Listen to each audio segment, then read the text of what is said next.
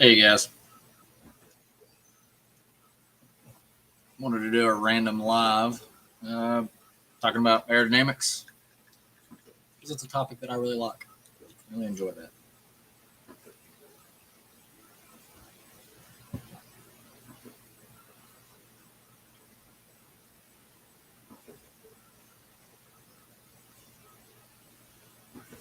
Hey guys, how's it going? Figured I would do a random live to talk about and answer questions about aerodynamics. I had a friend of mine ask me an aerodynamic question on the phone a minute ago. And now it's got me in the mood to talk about race car aero, hood vents, all that good stuff. All that good aerodynamic hood vent kind of good stuff. So if you guys got any aerodynamic questions you want to ask, anything about hood vents, fender vents, wings, splitters, canards, aerodynamic myths, there's a lot of those out there. That's the topic for tonight.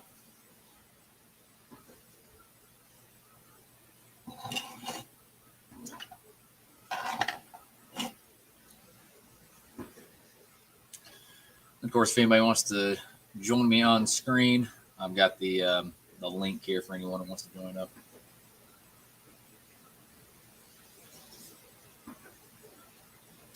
Mopars, Mustangs, and minivans. How's it going, guys?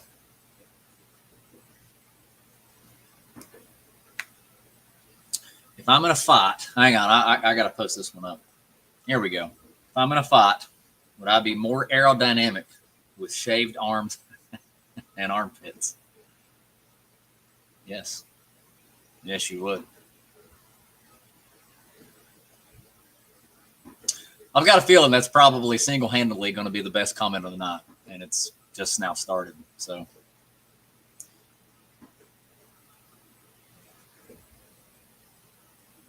oh yeah, I know, man. I wanted to go to No Name Nationals so bad. This definitely was not in the cards. We just got back like a week ago from LS Fest, and I'm tearing into Reaper now. I'm starting the big conversion on it that I'll be posting once it's all done. So I just wasn't able to make No Name this time. Really wanted to. You guys have fun? I mean, from what couple of videos I saw, it looked like it was yet again another great event.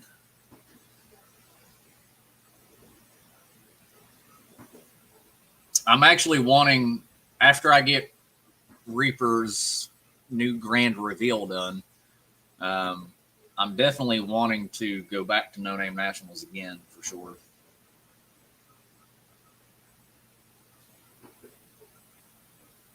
Nice.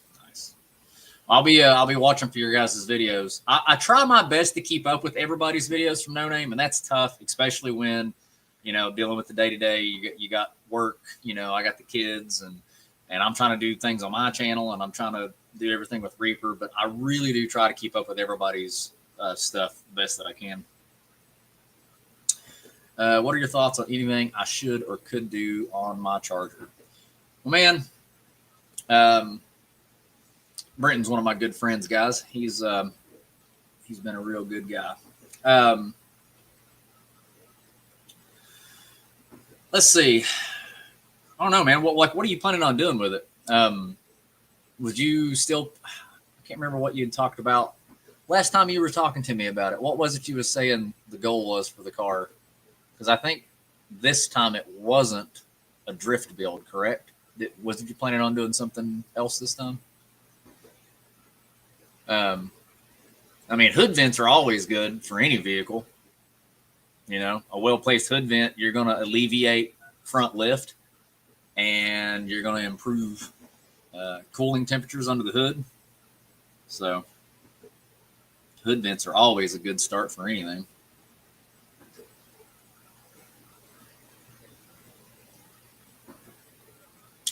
585. That's good. That's really good.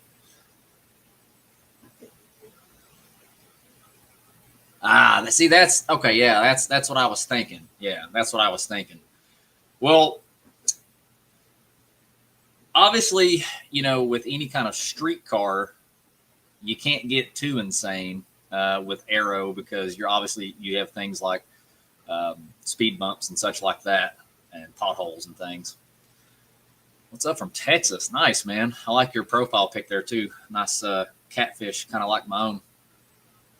Yeah, of course, Mopar Joe won again. He's really good at bracket racing. The time that I beat him in the bracket was, I wouldn't say a fluke because I did make it all the way to the finals in my little stick shift catfish. But I will say that my win against Joe was a good portion of luck. I think that if me and him was to go against each other in bracket race, say 10 times in a row, then I'm sure that he would beat me, 6-4 or something of the sort, Anyways, back to what you were saying, Britton. Canyon Carver. So, hood vent for sure, because a well-placed hood vent, not only does that help with cooling, that alleviates front lift way more than people think. Because not only do you have air coming underneath the vehicle and it's getting trapped in the engine bay and it's pushing up on the bottom of the hood, but anytime air travels over a curvature, it will pull suction in the direction of the curve. And any hood you look at, it has a curve to it, right? That's pointing up towards the sky. I mean, I don't think I've ever seen a hood that dips down. So every hood that you see like that, it's going to be pulling lift on the front of the car. So every hood vent that you put on, the larger the hood vent, the more air that's going to be alleviated from under the hood, and the less surface area there is on the top of the hood to pull suction. So that's that much more lift alleviation that you're getting. Now, it's going to increase your drag coefficient, so that's going to hurt your fuel mileage. It will hurt your top speed, but you're going to increase cooling and you're going to increase front downforce, or at least the alleviation of front lift. And anytime you've got a Canyon Carver kind of street car, you definitely want, as much downforce as you can get before you start getting into crazy splitters and huge canards and stuff like that.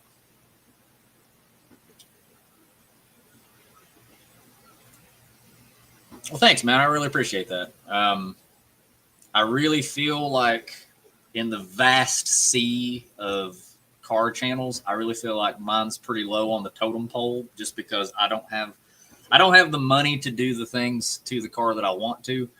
But I feel like the channel does a good job of showing what the average family guy can do with minimal budget to work with, because I definitely work with a micro budget.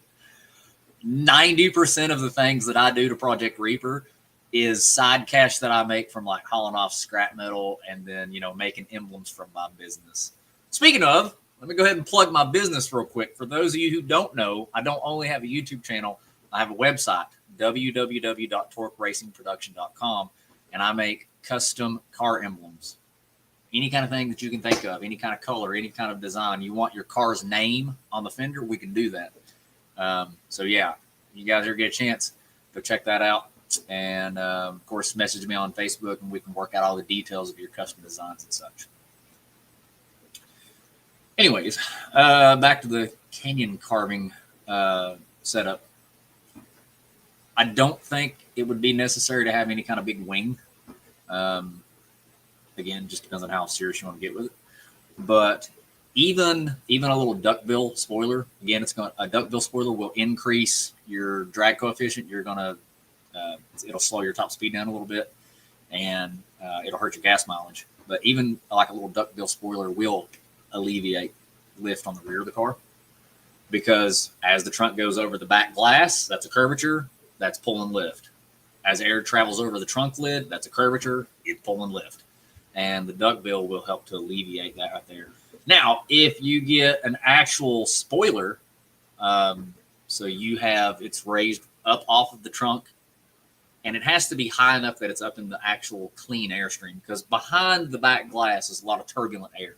So if you have a low lying spoiler that's kind of close to the trunk, it'll still help, but its efficiency is vastly um, lower than it could be if it was higher up in the airstream.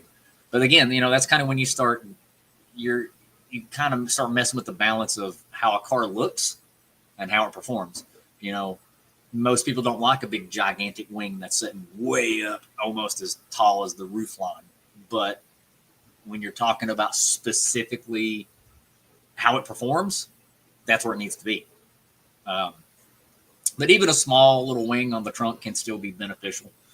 Um, and obviously, rear-wheel drive cars, you definitely want them to have plenty of rear downforce. Um, so I think that's a good. You just have to kind of find the balance that you want of how the car looks, because especially most muscle cars are not going to look great with a big giant, actual spoiler wing on the back. That's going to really mess the aesthetics.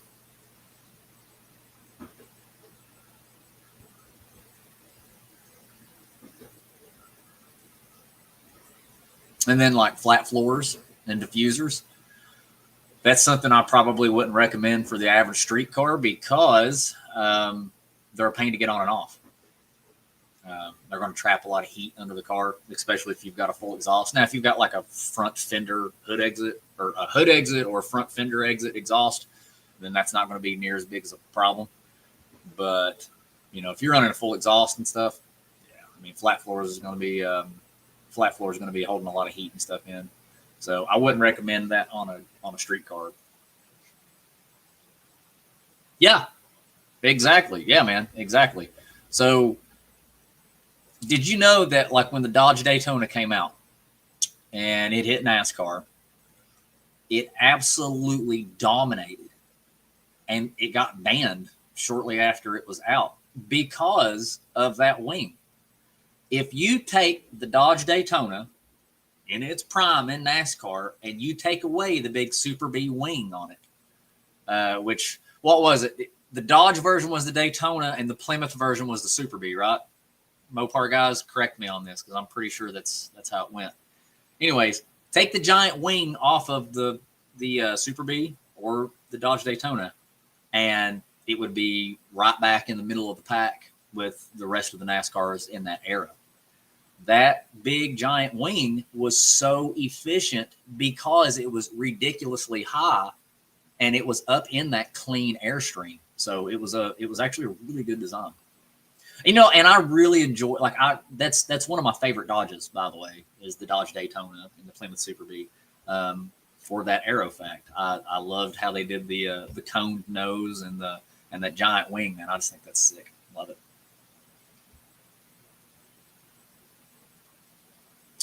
Yeah, people don't realize how fast that is. Especially a lot of kids today, they're playing Need for Speed and stuff like that. Nothing wrong with gaming. I grew up playing Gran Turismo and Need for Speed. I currently own every single Gran Turismo that's ever came out, and 90% of all the Need for Speed games. So I'm not bashing games, but what I'm saying is a lot of kids play these games, and then they grow up and they get a car or whatever, and they don't realize that anything 120 plus is hauling. So you get back in the 1970s, and these guys are going 200 plus miles per hour in a in a Dodge Daytona. I mean, that's wild, man. That's some good stuff.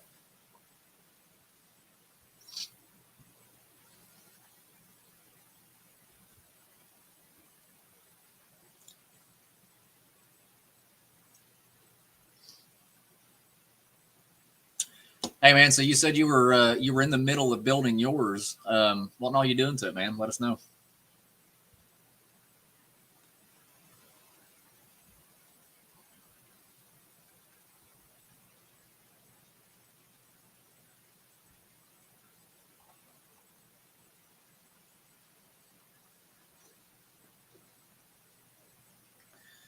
And I even like, I don't know if you guys have ever seen it. I've seen plenty of people make fun of it.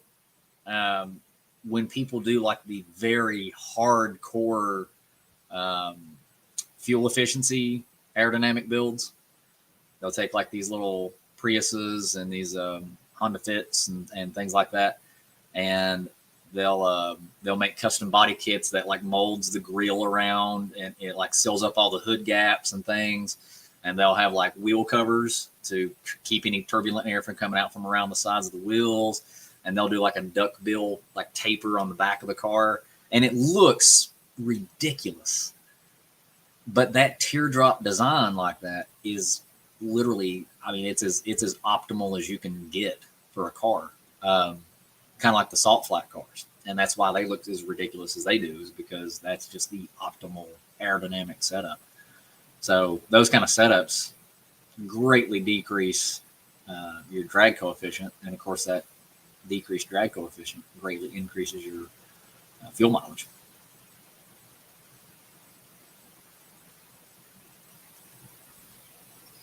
What other questions you guys have?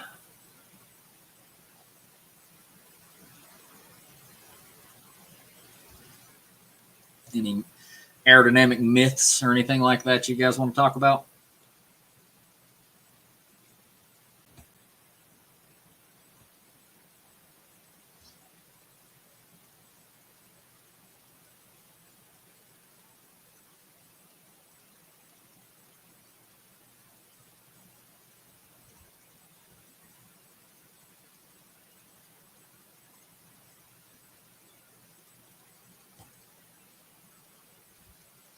If you looked into the effects of wheel characteristics and design, have a drag on stuff, or design have on drag and stuff. I know wider tires increase rolling resistance and drag and all that. Yes, 100%, 100%. So there's, you'll see this a lot in the older cars, like the Group B rally cars, Le Mans cars, the prototypes, and things like that for like the 24-hour Le Mans and things like that. You'll see wheel designs that you'll have certain wheel designs that are catered to evacuating air inside of the wheel well out. And the way that their fins are designed, it'll pull the turbulent air across the brake rotors and out the side of the wheel, kind of literally like a fan. The old C4 Corvette salad shredders, they called them, or something like that. I think, and they also had a similar setup on the early 4th gen Camaros. Those wheels were designed to help pull air out of the wheel well, and that helps to alleviate a little bit of lift. But it was kind of set up as like a brake cooling measure. And a lot of the Le Mans cars, you know, they'll have specialized brake cooling ducts, so they don't really need to worry about that. And then, of course, the tops of the fenders of those cars have vents, which evacuates high pressure area in the fender well. So what you'll notice with their wheel design, their wheel will almost have no design to it at all. Like, it'll be a very flat and flush design. And what they're going for is the least amount of air resistance as possible. So those wheels are literally designed to glide through the air and cause the least amount of disruption as possible. And you're talking about wider tires. Yeah. So not only will wider tires increase the rolling resistance, so that's going to like decrease your fuel efficiency and things like that. But a wider wheel obviously interacts with more air, and the more air that it interacts with, that increases the drag.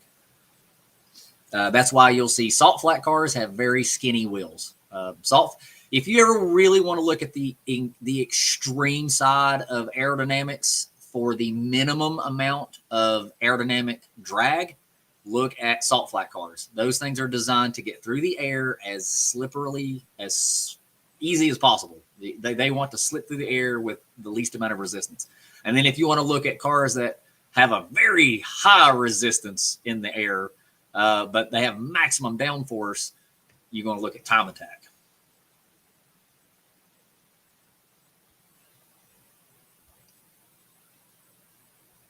Yeah, yeah, that's kind of like what we were just talking about a second ago there. Yeah, yeah, the wheel design 100% can increase how much turbulence is coming out of the wheel well. It can actually decrease it. It can help with brake cooling. So different wheel designs have a big impact on the amount of turbulent air that flows down the side of the car as well. That's why you'll see a lot of time attack cars.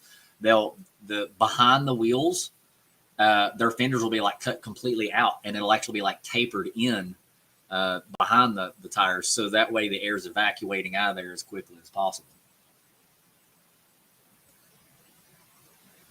Yeah, yeah, exactly. And you'll notice too on their trailers, on the big box trailers, underneath, they'll have these big panels that come down as close to the ground as they can kind of get, and they'll kind of taper in back behind and in between the back wheels of the tractor trailer, right, from the rig. And what that does is that helps to streamline air from the wheels and stuff of the rig out and around the box of the trailer to keep the air and things from hitting the back wheels on the trailer itself, and getting up underneath the trailer, because that causes more drag. And also, I don't know if you've ever seen these or not, but some of the box trailers will have like big flaps on each side of the back of the rig, back of the trailer, and it'll almost be like barn doors, and they're like big flaps on the sides. And those are literally designed as well to direct air around it in a more uniform fashion, so that way it's reducing drag. Because by doing that, they're increasing their fuel mileage. And as a truck driver, their fuel expenses are immense. So, if you can cut your aerodynamic drag by 10%, then you're going to see a big decrease in your fuel costs. So that's super important to these truck drivers.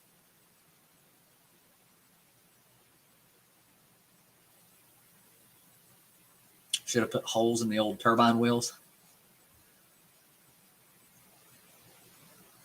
Yep, there you go. Yep, that's what I was just talking about. Yeah, good deal.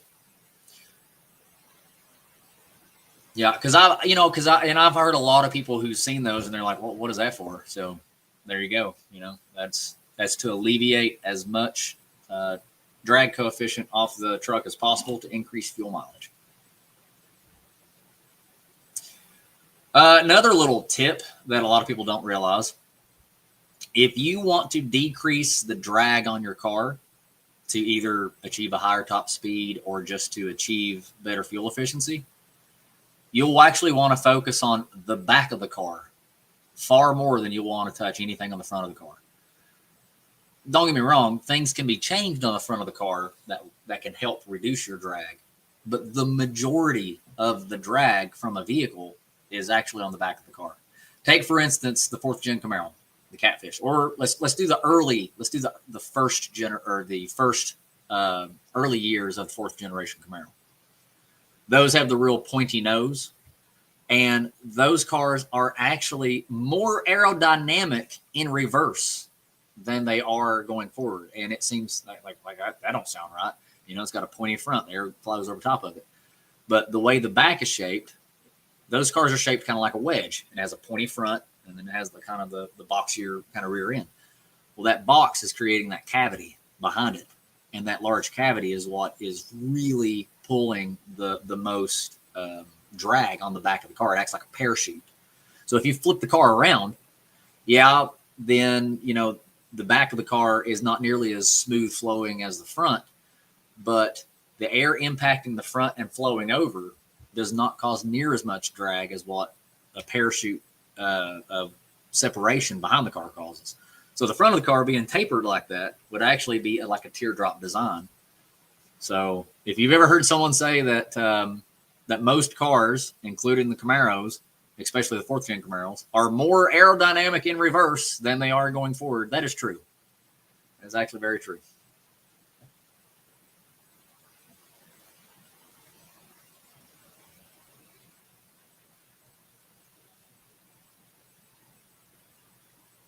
Oh, so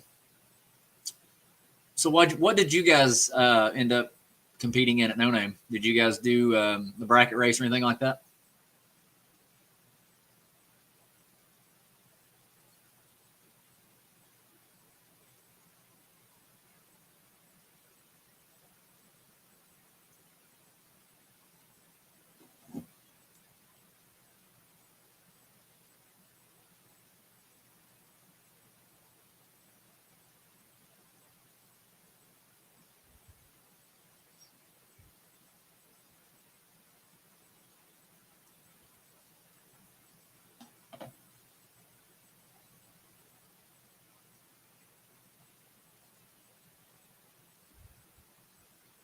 That's awesome.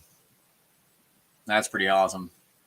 How'd she do? Because I assume that was probably an automatic, right? And I mean, a slow automatic in bracket racing is actually really hard to beat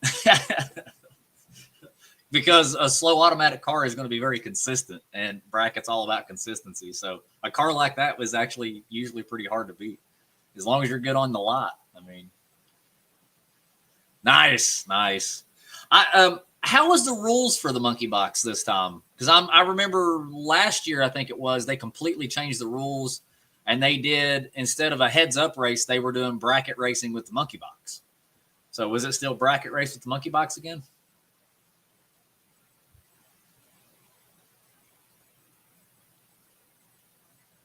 Oh, okay.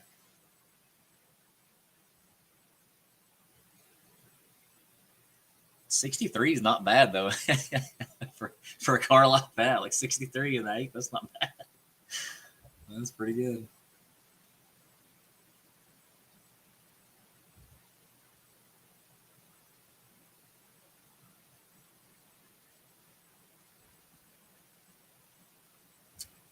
Okay, so they did like two classes with a monkey box.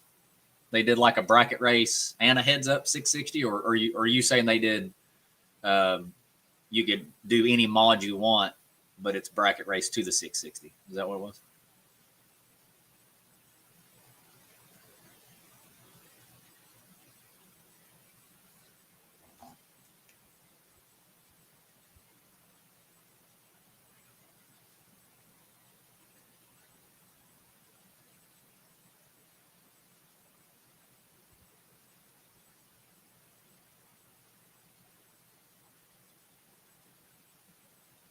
Or well, 660 is eighth. I don't know what I'm talking about.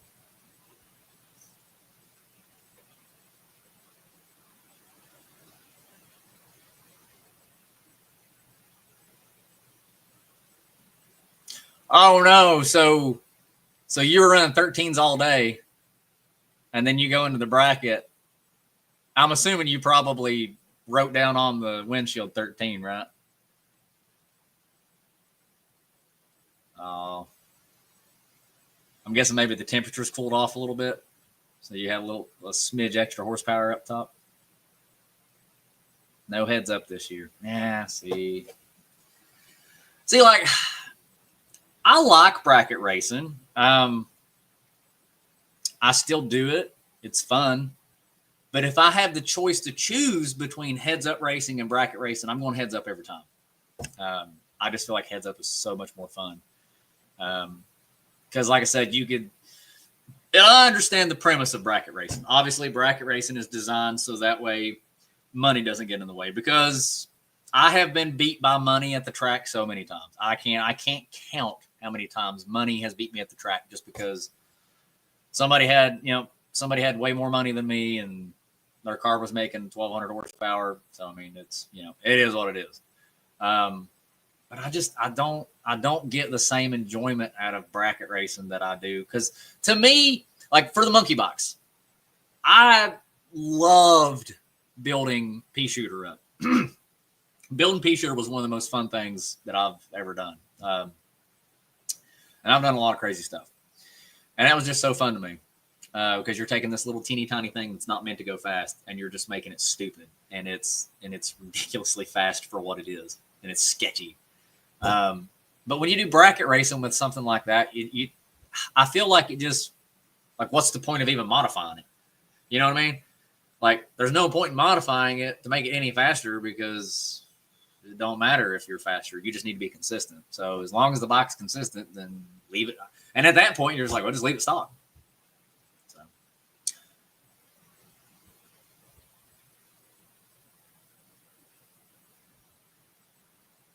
Oh wow. See, and I weighed pea shooter here at the house, and I specifically cut the maximum amount of weight that I could off the bike safely. Obviously, I wasn't going to jeopardize the frame or anything, because I wanted to just barely pass weight, and I did, and that's why pea shooter was so ridiculously fast. Yeah, I figured. That sucks, man. That sucks. No, I'm with you. Listen, I would be I would be willing to wager $1 that I would be in the top 5 most broke racer at the track. Um, the first time we went to No Name, I had to take a loan for the gas money to get there. Obviously, it wasn't a very big loan. I took a loan of like $300. But I had to take a loan to get to No Name Nationals the first time. And then the second time, my brother towed the truck or towed Reaper and everything down. So he covered gas and everything. But yeah, man, I'm with you on the whole being a racer and not having money. I'm one of the most broke ones out there. I don't know how I make it to the track. 90%, like 90% of we were at LS Fest just like 2 weeks ago. And I was looking around at all these Porsches and Lamborghinis and these souped up Corvettes, new C8 Vets and stuff like that. And I was like, how are we here right now? I'm like, I used my old junky military truck to get here. And I mean, it was, I don't know. I don't know how I make it to these races half the time. It's by the skin of my teeth for sure. We all talked about the pea shooter. Oh, really? That's cool. That's cool. I like that. I like that. That's, you know, I've had Reaper since 2000 and late 2007 or early 2008. I can't remember. I've had the car for a long time. So I've had it since like 2000, late 2007. And I equally love that bike as much as I love that car. It's just, it's so stupid. It's fun. And I've actually got big plans for the bike, by the way. I'm planning on, because the first No Name National was a crazy crunch to get the car done in time and everything.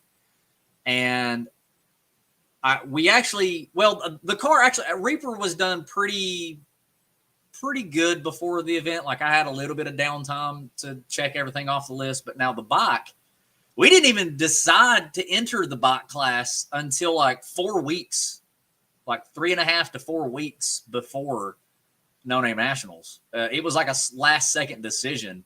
And I was like, if we're going to try for the overall points, we have to do monkey bike. Like we can't expect to try to win overall points if we don't do monkey bike. You're not going to.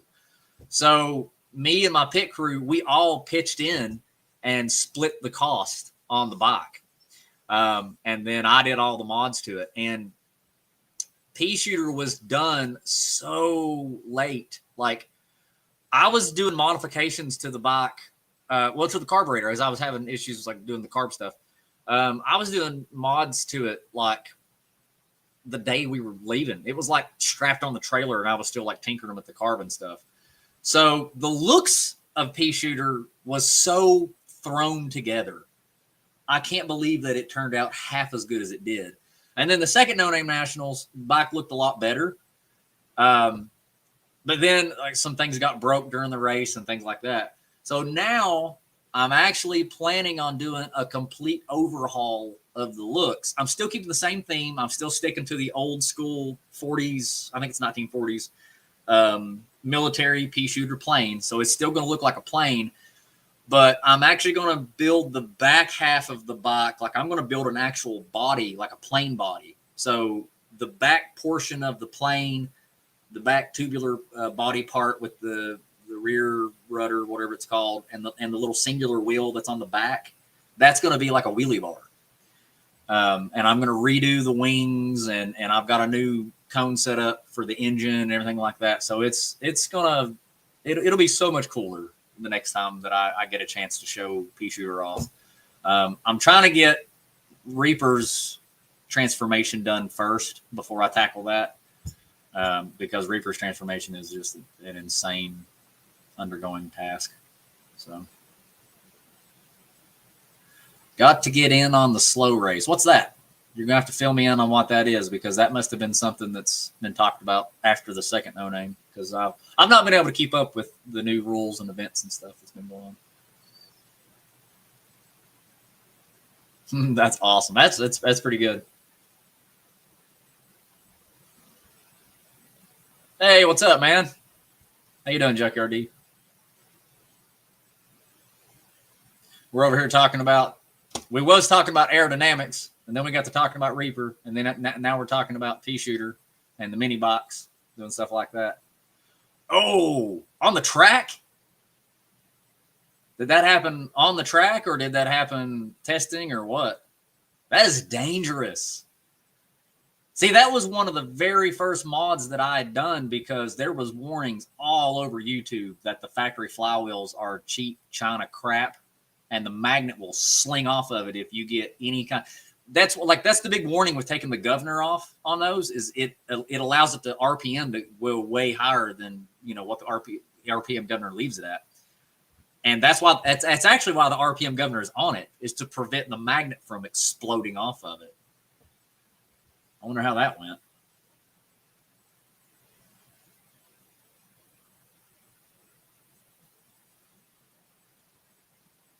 Passed on the coolest bike award. Oh, that's awesome, dude. Sweet. I'm so glad that we got that started and you guys like that. I thought that people would like it, like that's why I did it. I was like, let's just add another thing to it. But I was a little worried that maybe that would just be like too much. Like people would be like, okay, we're doing like too many micro trophies. But I just thought there was so many cool builds on the mini box that I thought that was such a good idea. I'm glad you passed that on, dude. That's awesome. You're going to, whenever you get a chance, get on Messenger and shoot me a picture of it, man. I'd like to see it if you took a picture of it. Sanction the slow race. Keep your balance and cross the finish line lap. Oh, that's cool. That's pretty cool. Now, how does that work with the start? Because, with a normal drag race, you're going to try to start as quickly as you can before the other guy.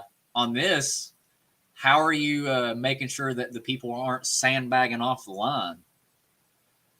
That's pretty cool. She was making a pass. Oh, geez. That's sketch, dude. I wonder if she had any shrapnel in her leg. That's wild.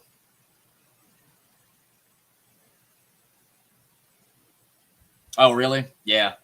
Yeah, the one the one that I made the trophy out of was actually pea shooter's forged racing flywheel that I bought that I ruined. I was so mad that I ruined that.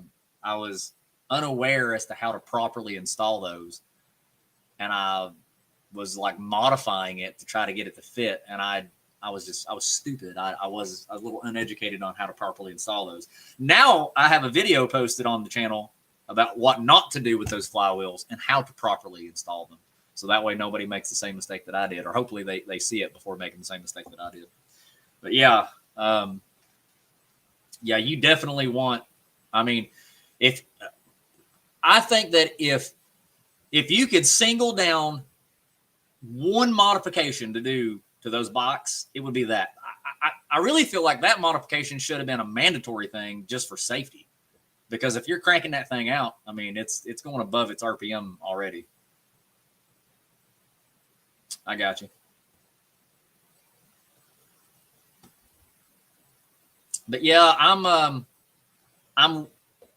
have an idea for pea shooter. Not only am I redoing all the cosmetics to make it look a lot more like a plane, at No Name, it was a mini bike that had plane features, and I really want to radically change the look of this thing to where it looks like a miniature 1940s pea shooter military plane. So I'm really wanting to like make it look more like a plane and less like a bike with plane features. And I'm wanting to switch from the old clutch style or the factory clutch to a torque converter setup. They make torque converters for those bikes, and it makes them twice as fast, because not only does it increase the bike's low end torque, so like the bike will launch so much harder, but as it RPMs up, I want to say that the torque converters on those is kind of like the centrifugal. What are those things called? Oh man, the transmissions where they don't have gears. Just as they spin, the gear pushes the belt out, so it increases the gear ratio on it. CVT. I think the torque converter is kind of like a CVT setup, but it will drastically make the bike launch harder and increase its top speed. So that's what I'm wanting to do to Pea Shooter is install the torque converter. I think that would be sick. So even if they're doing the bracket racing, the next time that I go to No Name, I definitely have the goal of bringing the fastest mini bike. I want Pea Shooter to be the undisputed mini bike king when it comes to the 8th mile down there. So the next time I come back to No Name, be expecting some wild stuff from Pea Shooter because, and even if they flag me for like, oh, you're not allowed to have the torque converter, well, then I just won't participate in the bracket race and I'll just do an exhibition race for you guys. Whatever. I'll do what I can, but yeah.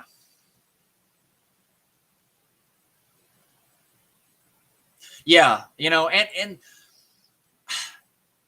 they're a little expensive when you compare them to other mods. Like you can get a racing carburetor for those bikes for like $19. You can get a racing exhaust for those bikes for like $15.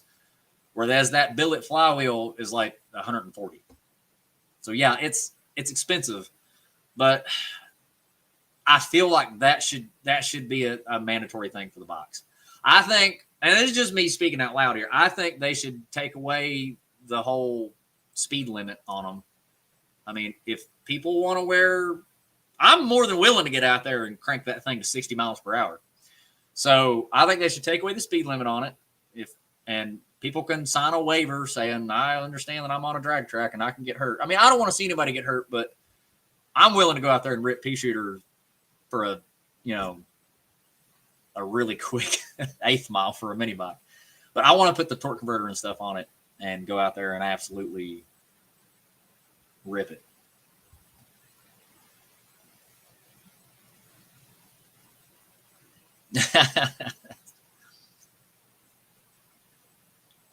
That's funny. Are you talking about your bike, the mini bike? And if so, how are you measuring your RPM? Because that's something I wanted to do too. I saw some digital RPM gauges you could hook to them, and it like clipped around the spark plug wire, and it would read like your RPM based off of that. Torque converters are belt driven. That's against the rules. It can be chain driven through, and Shane had no idea of those. Oh, okay.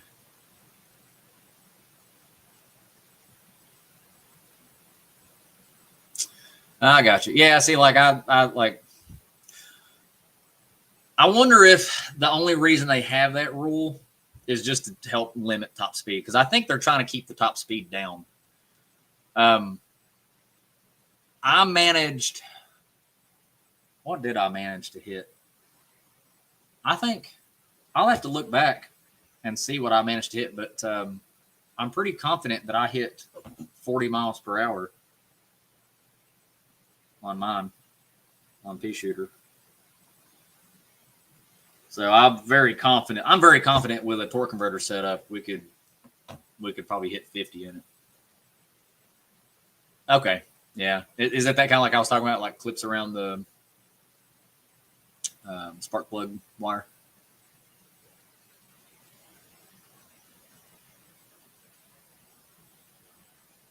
Donnie Klein, dude. Listen,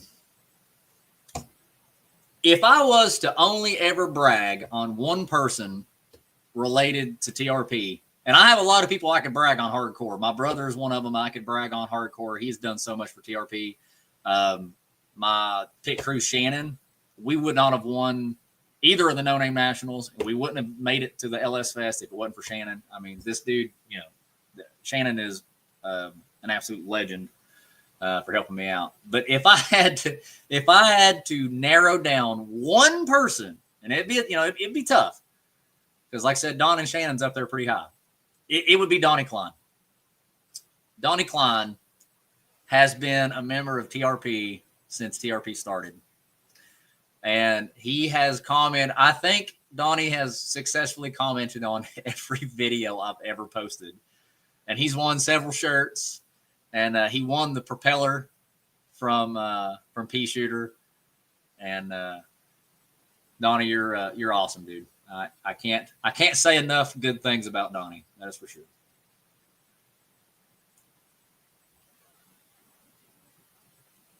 Okay, I got you.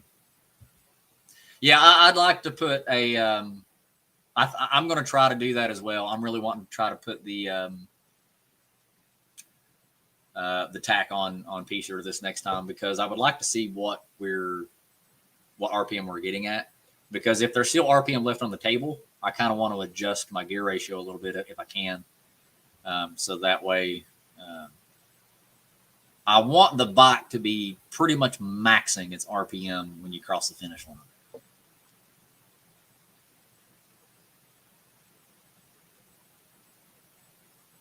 Oh, that's cool, man. That's awesome. Yeah, dude. If you get a chance, do you have a video of it or anything on your channel? If you do, I definitely want to go check it out. I think that'd be awesome.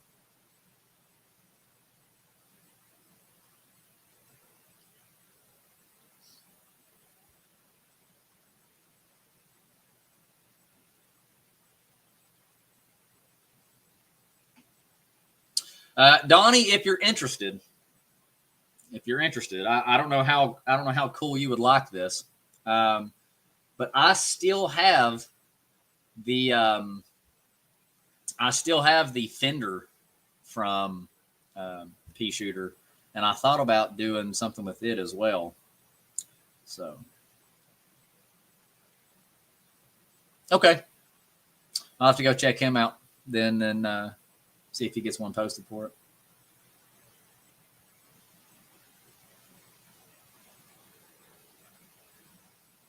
Oh, yeah, that's cool. That's awesome. I want to go back to No Name so bad. It's such a hard drive for me though, like, because it's which, you know, and don't get me wrong, I know there's plenty of guys who drive a lot longer distance than I did, but I mean, those guys have a lot more money than I do. It's hard for me to make it that far, but I definitely want to. I want to get Reaper's new reveal done, and I want to. I want to get Pea Shooter's new build done. And like I said, even if Pea Shooter doesn't meet the rule requirements, I don't care. The next time I bring Pea Shooter to No Name Nationals, I'm bringing it with a torque converter. And honestly, I might even do nitrous. I'm really wanting to do nitrous because I know the rules did allow for them to do the bigger engines if you're staying NA. And I kind of like the idea of Pea Shooter being the little small engine that it is, the little 98cc. So I will most likely do nitrous. 1,100 miles. Really? Let me look and see. I can't remember how long it was for me. Let's see.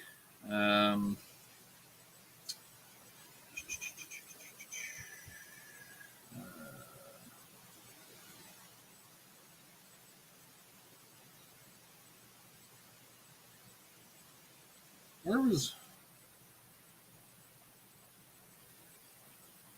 was that at? I can't remember where that was. In Missouri. Where was that at in Missouri, guys? What was the name of that town that we were in? You're the GOAT, Donnie. There's just no other way around it. Donnie is the TRP VIP.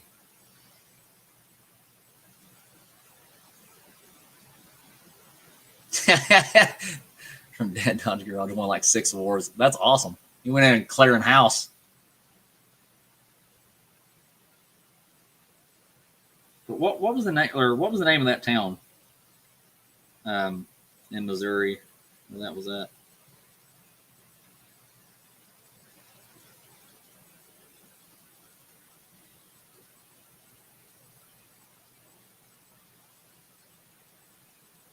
Sykeston, right? Yeah. I remembered it as soon as right before you posted it. Sykeston. All right, let me see here.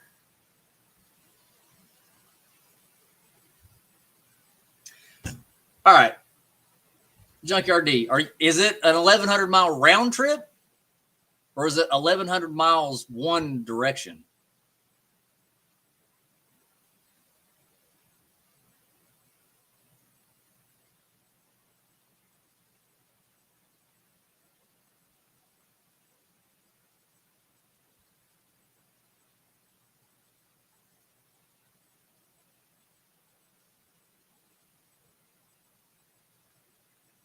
There it is. Yeah, Jefferson Motorsports.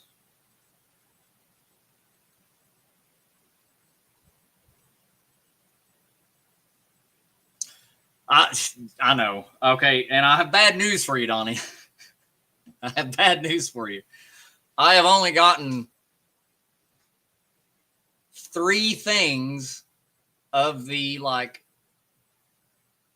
14 things to do to it for the reveal done so far.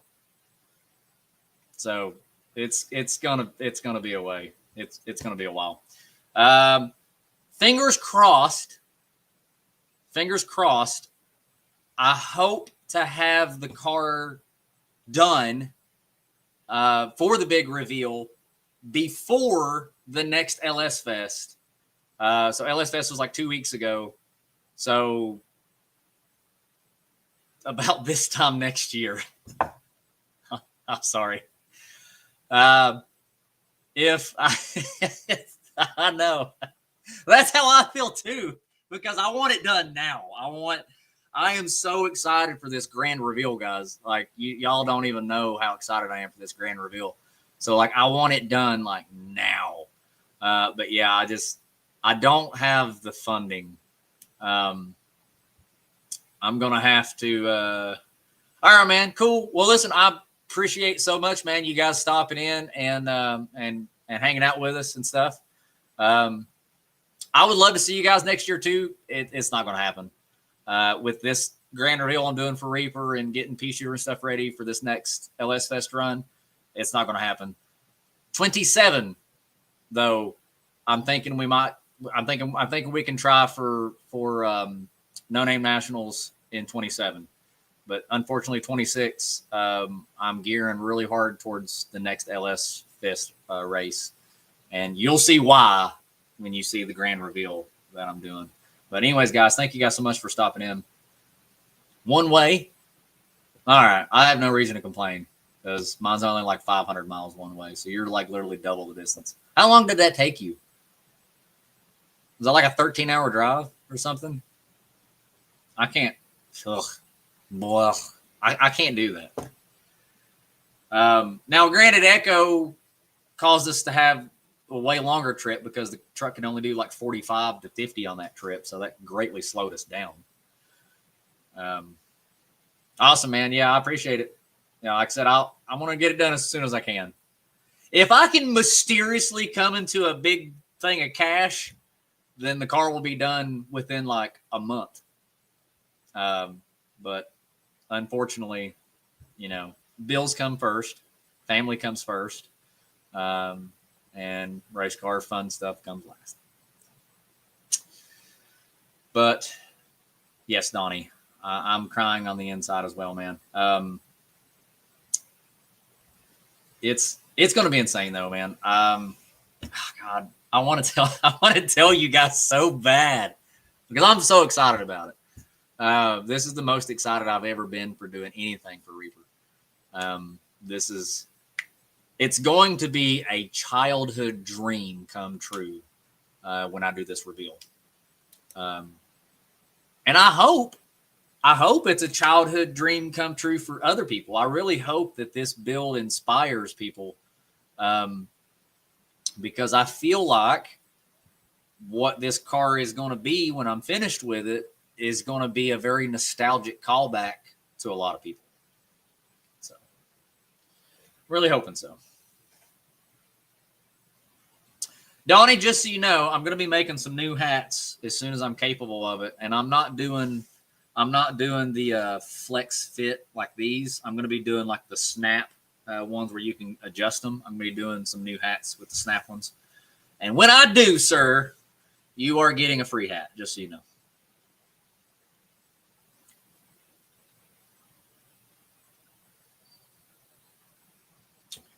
Well, I assume this pretty much, I think this is pretty much going to end our live. I think most of everybody has hopped off for the night. We've only got the one viewer left, and I think that's probably Donnie, because Donnie is my TRP VIP. So I think I'll go ahead and call it. Yeah. I told you, I knew Donnie was the last one on. Golly, Donnie. I'm gonna have to make Donnie a special shirt. It'll be a limited edition shirt that I'm gonna sell to everybody, and it's gonna be his thing right here. What do you call it? Your icon here for your name, the front of your truck, your car there, and I'm gonna have that as a picture on the back of the shirt, and on the front of it in little letters right here, right beside the TRP logo, it's going to say TRP VIP. And those who know will know. No one else will get it, but those who know will know. I'm going to have to do that. Yeah, buddy. TRP VIP, man. You're the GOAT, man. You're the best. All right. Love you guys. Thanks so much for tuning in. Catch you guys later.